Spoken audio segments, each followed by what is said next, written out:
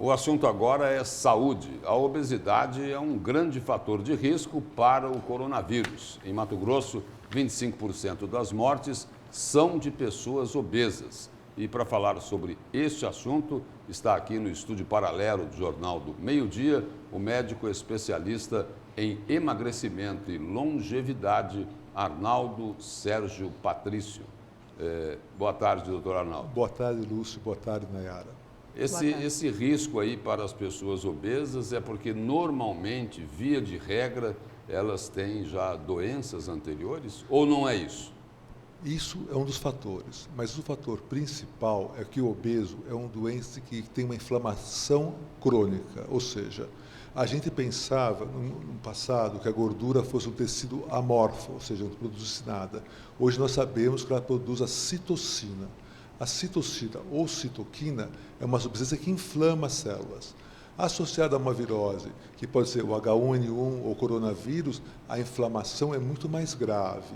Outra coisa que a gente também descobriu com uma pesquisa dos irlandeses desse ano descobriu, que o tecido gorduroso, ele pega o vírus, ele coleta o vírus através de alguns receptores, ele é um reservatório do vírus. Então, a pessoa, quanto mais tecido gorduroso tem, mais reservatório ele é do vírus. Por isso, em 2009, a gente notava que, no surto do H1N1, que o paciente obeso transmitia mais a doença. Hoje a gente sabe por quê. Ele transmite por mais longo tempo, ele é um reservatório. Hoje, inclusive, se isola 14, depois que um paciente adquiriu o coronavírus, ele fica 14 dias isolado. O obeso fica 21 dias, ele transmite uma semana a mais. Outra coisa que eu quero ressaltar, nenhum preconceito contra o obeso. Pelo amor de Deus, o obeso é uma doença que tem que ser tratada, entendeu? O paciente obeso tem mais predisposição, ele deve ficar isolado, ele é um grupo de risco. O maior fator de risco é a idade. Pacientes mais idosos têm mais propensão até a doença. Agora, a obesidade é uma propensão grande, principalmente em pacientes jovens. Isso que choca as pessoas, né? Agora, doutor... Pois não. O senhor falou aí desse isolamento, né? Uma pessoa comum, sem nenhuma comorbidade, se pega a doença, tem que se isolar pelo menos 14 dias.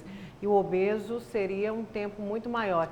21 e como dias. se cuidar? E qual que é a maior dica para as pessoas que são obesas e estão, claro, no grupo de risco aí para o coronavírus? Essas pessoas têm que redobrar, então, o cuidado. Como fazer isso no meio dessa pandemia? Assim, olha, vou dar o exemplo, por exemplo, de países, por exemplo, o México. O México isola os idosos acima de 60 anos e os obesos. É um país com um grande número de obesos.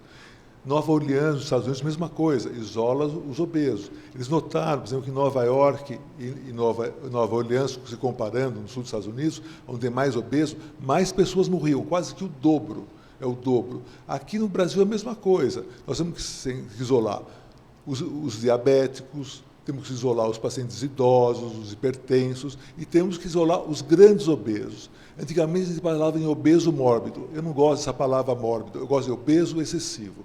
Tem que pegar o obeso excessivo e isolar, tirar ele do contato social. Igual você ter um idoso, é a mesma coisa. Você tem que isolar um obeso. E como prevenir isso? Como prevenir a obesidade? A gente sempre fala.